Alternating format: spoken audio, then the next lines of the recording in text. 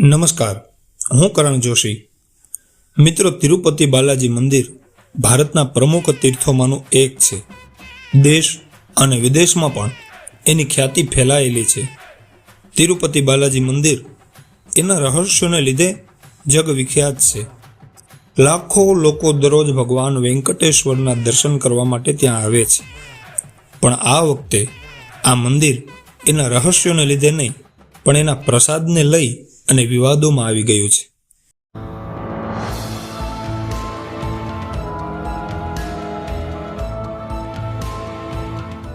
ભક્તો માટે પ્રસાદમાં લાડુ ત્યાં આપવામાં આવે છે અને આ લાડુ ઘીમાંથી તૈયાર થાય છે.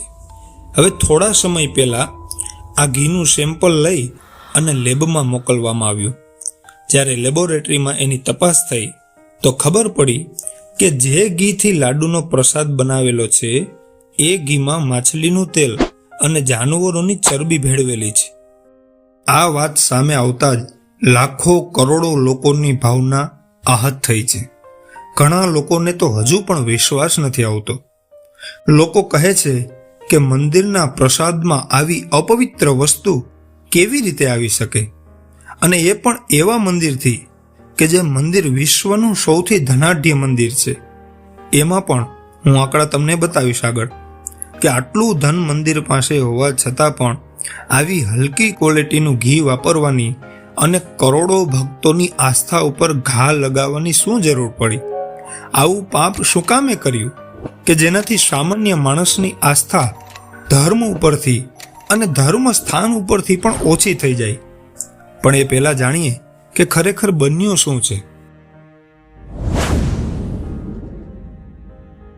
તિરુપતિ મંદિરમાં જે પ્રસાદ બનાવાય છે એના માટે જે ઘી વાપરવામાં આવે છે એ બહારથી મંગાવવામાં આવે છે. હવે લાખો લોકો માટે લાડુ બનાવવાના હોય છે, એટલે ઘીની ક્વોન્ટિટી પણ સારી એવી હોય છે. લગભગ દરરોજના 3.5 લાખ લાડુ ત્યાં બને છે. અત્યાર સુધી જે ઘી મંગાવવામાં આવતું તે એક કંપની 320 રૂપિયા પ્રતિ લીટરના હિસાબે મંદિરને આપતી, પણ ત્યાર પછી એ કંપનીએ આ ભાવમાં ઘી આપવાની મનાઈ કરી દીધી અને ભાવ વધારાની માંગણી કરી. ત્યારે મંદિર પ્રશાસને એક અલગથી ટેન્ડર બહાર પાડી અને કોઈ બીજી કંપની પાસેથી 320 રૂપિયા પ્રતિ લીટરના હિસાબે ઘી મંગાવ્યું. આ કંપનીએ કુલ 10 ટેન્કર ઘીની સપ્લાય કરી, જેમાંથી 6 ટેન્કરોના ઘીથી પ્રસાદને બનાવવામાં આવ્યો. જ્યારે આ પ્રસાદની ગુણવત્તા અને સ્વાદમાં ફેરફાર દેખાયો તો એના સેમ્પલ લેબમાં મોકલાયા.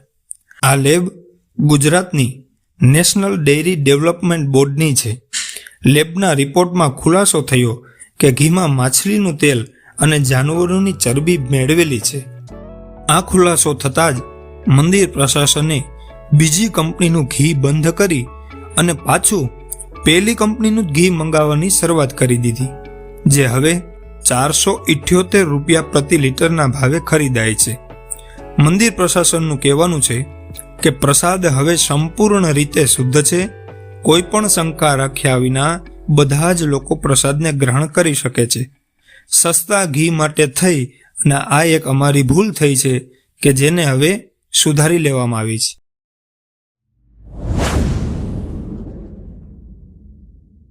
એ વાત તો સાચી છે કે તિરુપતિ બાલાજી મંદિર દુનિયાનું સૌથી ધનાઢ્ય મંદિર છે.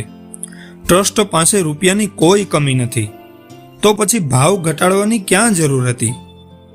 તિરુપતિ બાલાજી ટ્રસ્ટ પાસે 11,329 કિલો સોનું છે, જેની કિંમત 8,000 કરોડ રૂપિયાથી પણ વધારે છે.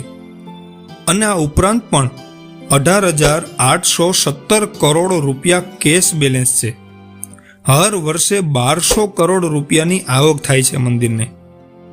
અને દરરોજના માટે ભગવાન વેંકટેશના પ્રસાદ માટે 3.5 લાખ લાડુ બનાવવામાં આવે હર રોજ. અગર લાડુનો હિસાબ લગાડવામાં આવે તો ઘીનો ભાવ ઓછો કરવાથી કેટલો ફાયદો થશે? મુશ્કેલીથી 9 કે 10 કરોડથી વધારે નહીં. શું આ 9 કે 10 કરોડ બચાવવા માટે થઈ અને ખરાબ ક્વોલિટીનો ઘીનો ઉપયોગ કરવામાં આવ્યો? અને એવું ઘી કે જેમાં ચરબી અને ફિશ ઓઇલ ભેળવવામાં આવ્યું હતું.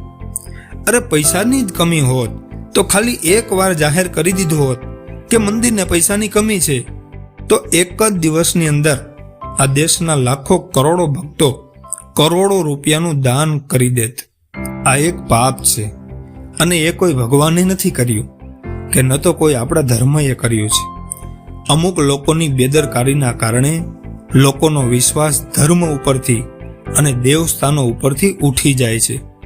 નહીં તો આપણા દેશમાં લાખો એવા દેવસ્થાન છે કે જ્યાં શુદ્ધ અને સાત્વિક પ્રસાદ આપવામાં આવે છે, અને એ પણ કોઈ પણ જાતના સ્વાર્થ વિના.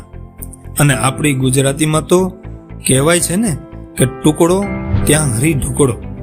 પણ આ પાપ જેણે પણ કર્યું છે એને સજા જરૂરથી થવી જોઈએ અને ફરી પાછી ભક્તોની આસ્થા જાગૃત કરવી જોઈએ.